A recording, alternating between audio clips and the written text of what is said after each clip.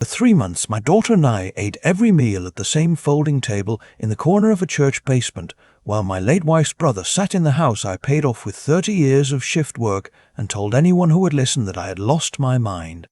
He didn't say it to my face. He never did anything to my face. He said it to the bank.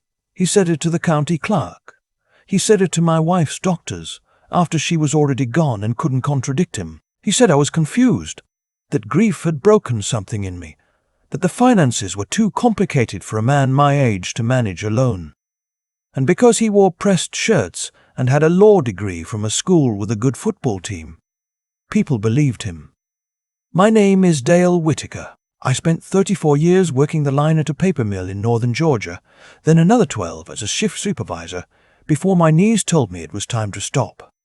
I am 68 years old. I have never bounced a check, never missed a mortgage payment, never once in my life asked another person to carry my weight. And for 91 days, I slept on a cot in the storage room of First Lutheran on Maple Avenue because my brother-in-law had convinced a probate judge that I was not fit to live in my own home. My daughter is 26. She has her mother's eyes and her mother's stubbornness, which is the only reason either of us survived that winter. She had been sleeping on a friend's couch across town. We talked on the phone every night. I told her things were fine. She knew I was lying, but she didn't push because pushing would have meant admitting how bad it had gotten, and neither of us was ready for that. The church let me stay in exchange for light maintenance. I mopped floors. I replaced bulbs. I fixed a leak under the kitchen sink in the fellowship hall that the pastor had been meaning to get to for 2 years. I didn't tell anyone who I was or where I had come from. I just worked and kept my head down and tried to figure out how a 68-year-old man with a bad knee in a freezing storage room was going to take back everything that had been stolen from him. The night everything changed, it was raining. Not the gentle kind, the kind that comes sideways and finds every gap in an old building siding. I was sitting on the edge of the cot with a cup of instant coffee going cold in my hands, listening to the water hammer the metal roof, when someone knocked on the side door.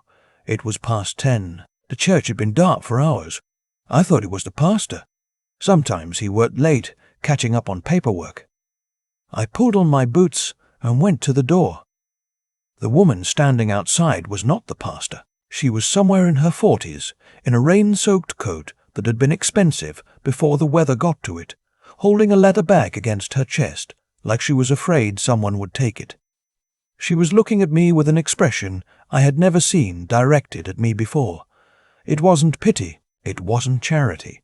It was the look of someone who had been searching for something for a long time and had finally found it. "Mr. Whittaker," she said. "Dale Whittaker, former shift supervisor at Harmon Paper, married to Sandra Pruitt before her passing." I did not answer. In 3 months, I had learned that people who know your name and your history in a parking lot at 10 at night are rarely bringing good news. "I'm not here to cause you trouble," she said. "My name is Beverly Oates. I'm an attorney.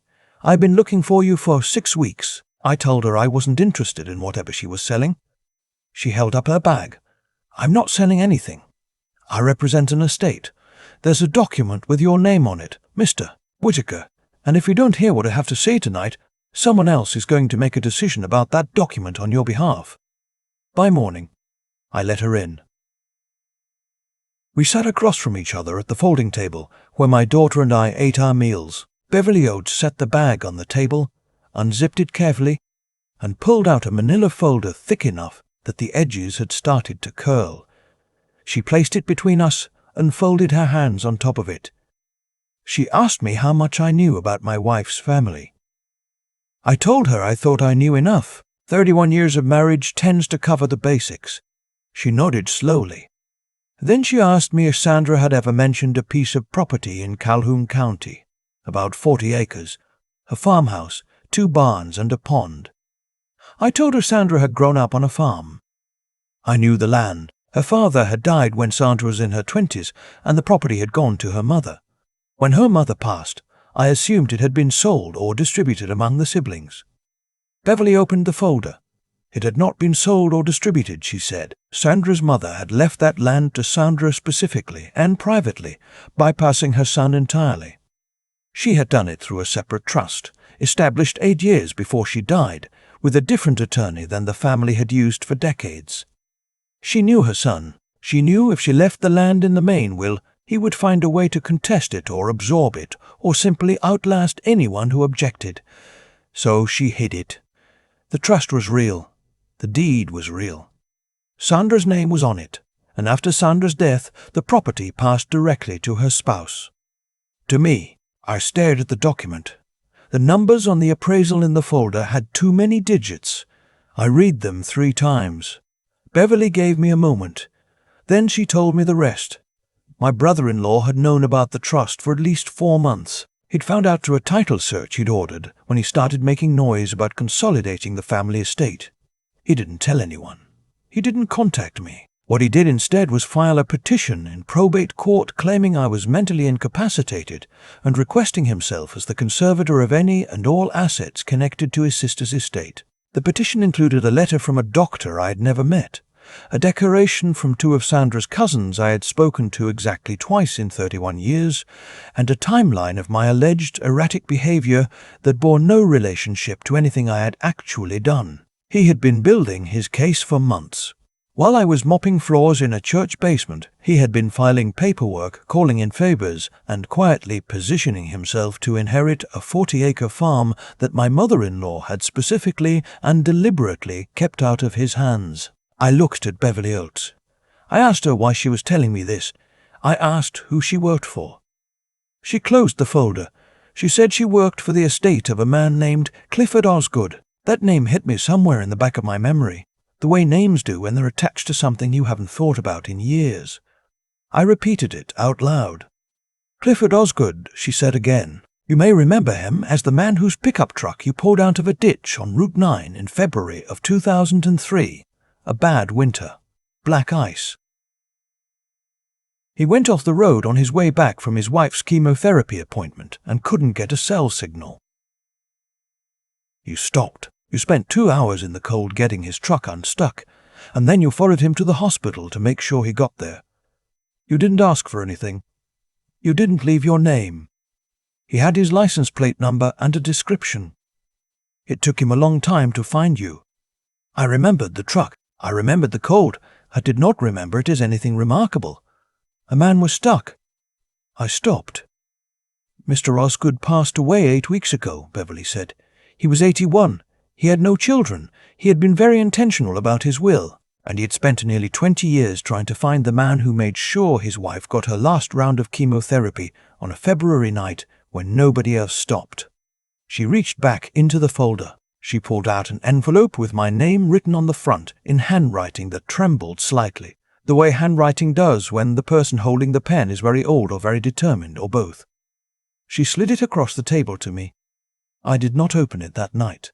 I couldn't. I sat with it in my hands for a long time while the rain kept hitting the roof, and Beverly Oates waited without saying anything, which told me she understood that some things cannot be rushed. What I eventually learned was this. Clifford Osgood had left me the one thing he had that he believed matched what I had given him. He had left me a choice. He had established a small fund, modest but real, specifically designated for legal assistance and living expenses to be used by Dale Whittaker of Harmon County, Georgia, should he ever need it. He had updated this provision twice in 20 years, keeping the amount current, adding a clause that named Beverly Oates as the administrator with instructions to find me if I was ever in a position where I couldn't find my own way. He couldn't have known what had happened to me. He had simply looked at the kind of man who stops in the cold for a stranger and decided that man was worth protecting. I did not sleep that night. I lay on the cot and stared at the ceiling and thought about Sandra. I thought about her mother, a woman I had only known for 6 years before she died, a small and careful woman who had seen through her son his whole life and had spent the last years of her life quietly making sure he couldn't have everything. I thought about Clifford Osgood, who I remembered only as a pair of cold hands and a grateful face in the glow of headlights, and who had apparently been thinking about me for 2 decades. And I thought about my brother-in-law. He had visited me once at the church early on. He had come with 2 men I didn't recognize, standing on the sidewalk outside while I was sweeping the front steps, and he had looked at me the way people look at something they believe is already finished. He had said, very quietly, that the best thing I could do was stop making things complicated. He said Sandra would have wanted peace. He said family was more important than property. He said a lot of things that had nothing to do with what he actually meant, which was that I should disappear and let him have what he wanted. I hadn't said anything. I had kept sweeping. Now I picked up the phone and called my daughter. It was almost midnight.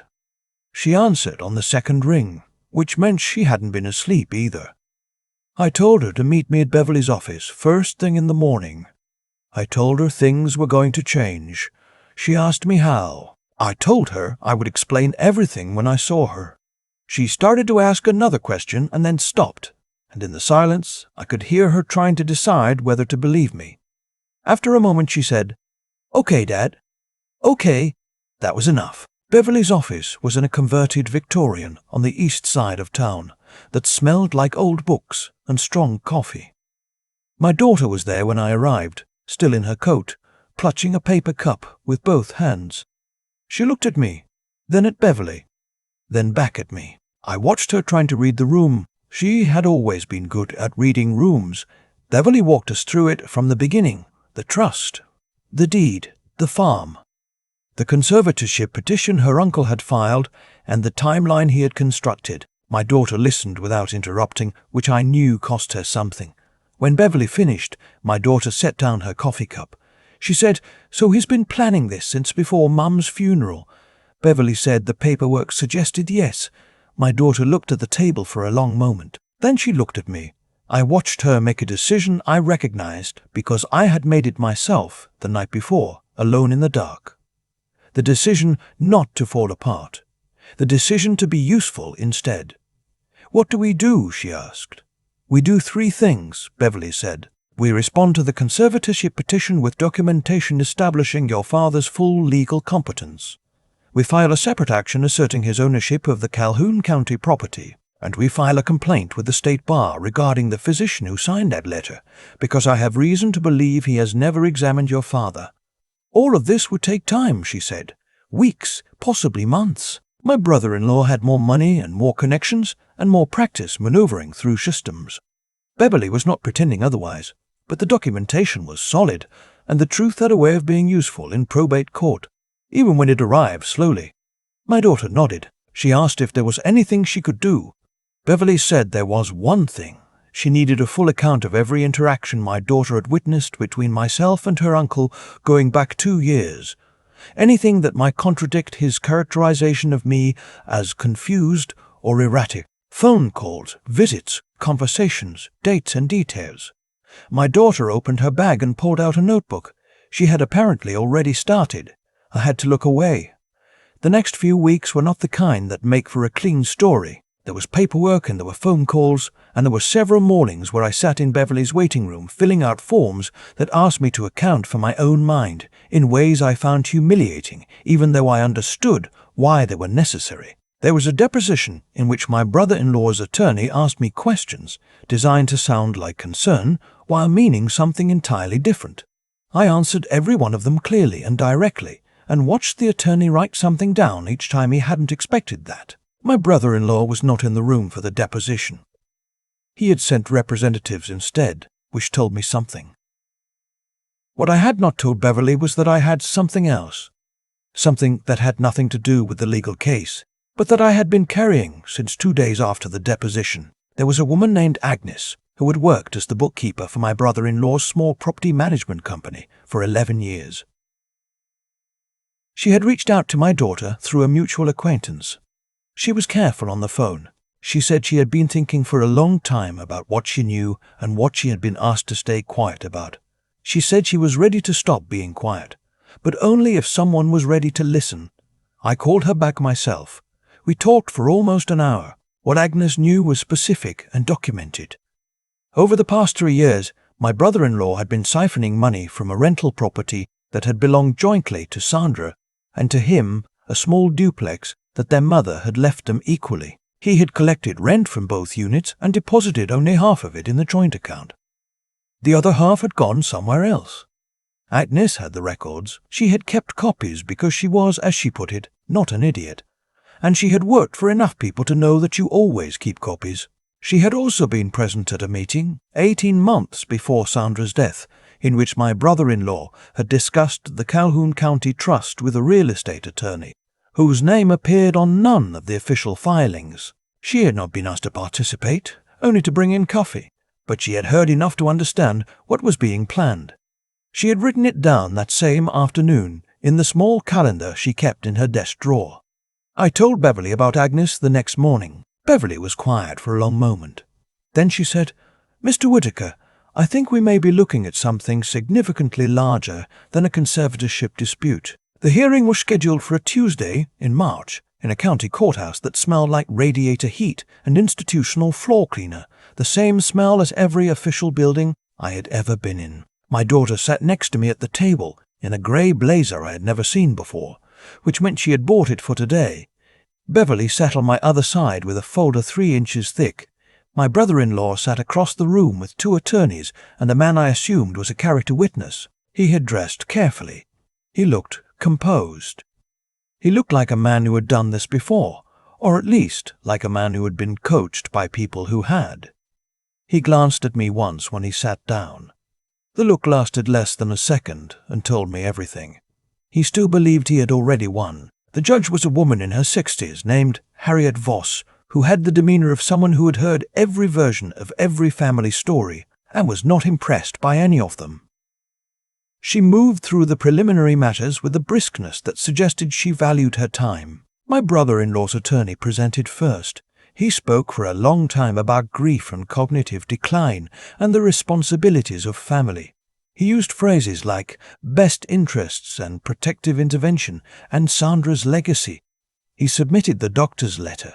He submitted declarations from the 2 cousins. He submitted a photograph of my car parked outside the church and implied that living in a church constituted evidence of deterioration. Beverly did not object to any of it. She sat with her hands folded on the folder and waited. When it was our turn, she stood up, and she was not theatrical about it. She had the kind of voice that gets quieter the more important the thing she is saying, which meant the room got very still trying to hear her. She began with the doctor's letter. She had obtained his billing records through a public records request. He had billed my brother-in-law's company for a consultation on the same date as the letter. He had never billed my insurance. He had never met me. The judge looked at the letter. She looked at the billing records. She set them both down and said nothing. Beverly moved on. She walked through the Calhoun County Trust, the chain of title, the direct inheritance from Sandra to me. She submitted the original trust documents, the attestation of the attorney who had drafted them at Sandra's mother's request, and a sworn statement from that attorney confirming that the trust had been deliberately structured to exclude my brother-in-law by name. His attorney objected. The judge overruled him. Beverly submitted Agnes's records. She submitted Agnes's calendar with a notation from 18 months before Sandra's death. She submitted bank statements showing the diverted rental income across 3 years. My brother-in-law had stopped looking at the table. He was looking at his attorneys. His attorneys were doing the thing attorneys do when they are recalculating. My daughter put her hand on my arm. I hadn't realized my hands were shaking. Beverly asked the court to dismiss the conservatorship petition, assert my ownership of the Calhoun County property, and refer the rental income discrepancy to the district attorney's office for review. The judge asked my brother-in-law's primary attorney if he wished to respond. The attorney said he would need time to confer with his client. The judge gave him 5 minutes. She recessed. In those 5 minutes, I watched my brother-in-law become someone I had never seen before. All the composure he had walked in with drained out of him. He leaned toward his attorney and spoke in a low voice with his hand over his mouth, and his neck had gone red, the way it used to when Sandra used to catch him in something at family dinners and refused to let it go. She had always seen through him. I had taken too long to learn from her. When court reconvened, his attorney stood and said that in light of the documentation presented, his client wished to withdraw the conservatorship petition. The judge said she had noted the documents submitted regarding the rental property and would be forwarding the matter to the appropriate office. She dismissed the petition. She affirmed my ownership of record of the Calhoun County property. She looked at my brother-in-law for a moment before she moved on to the next item on her docket. He was not looking back. Outside the courthouse, my daughter took my arm and we walked down the steps into cold March air that smelled like rain coming. She didn't say anything for a while, and neither did I. There was nothing that needed saying immediately. Some things take a moment to become real. Eventually she said, "What are you going to do with 40 acres?" I said I didn't know yet. She said her mother used to talk about that land. The pond, the way the light came through the trees in October. I said Sandra used to say it was the only place that felt like nothing could touch you. My daughter nodded. She pulled her coat tighter. She said maybe that was still true. I thought about what the next months would look like. There would be attorneys and accountants and decisions I hadn't had to make in a long time. There would be a district attorney's office involved, and whatever that process looked like, it would be slow and uncomfortable for everyone. My brother-in-law had resources, and he would use them. I was not expecting quick or easy, but I had the deed in Beverly's folder. I had Agnes's records. I had my daughter next to me on the courthouse steps. And I had 40 acres of land that Sandra's mother had spent years protecting because she had known, long before anyone said it out loud, that some things are worth the trouble of defending. Beverly came down the steps behind us and said I could come by the office in the morning to go through what came next. I told her I would be there. She said one more thing. She said she had spoken to the executor of Clifford Osgood's estate to confirm that the legal fund had been fully used in accordance with his instructions, and that the account was now closed. She said the executor had asked her to pass along something Mr. Osgood had written in a separate letter, meant for me. It was 2 sentences. She had memorized them because she said they had stuck with her. She said, he wrote, "I don't know what became of you after that night, but I know what kind of man stops in the cold for a stranger and stays until the job is done. I hope you got everything you deserve." I stood on the courthouse steps and looked at the street and thought about a winter night in 2003 and a man with cold hands and a sick wife and 2 hours in the dark, and I thought that I would not have done a single thing differently. My daughter squeezed my arm. We walked to the car. The rain started before we got there, the gentle kind this time, the kind that doesn't find the gaps. I drove us to a diner on the edge of town that had been there since Sandra and I were young, and ordered the same things we used to order on Sunday mornings, and we sat across from each other in a booth by the window and watched the rain and talked about nothing important for a long time. The farm needed work, the fences were down in the east pasture, and the smaller barn had a roof that would have to be replaced before summer. I had made a few calls and gotten some rough estimates. It wasn't cheap. I wasn't worried about it. I have lived long enough to know that a man's worth is not what he owns and not what he survives.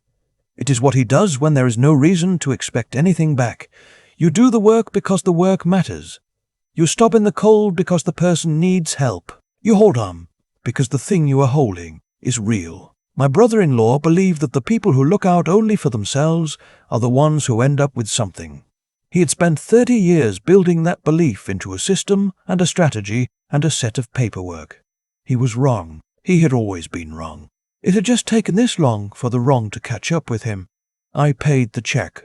My daughter left the tip. We drove back through town as the rain let off and the sky went from grey to the particular pale colour it turns in early spring, just before dark, when it looks like something is deciding whether to end or begin. I thought it looked like beginning.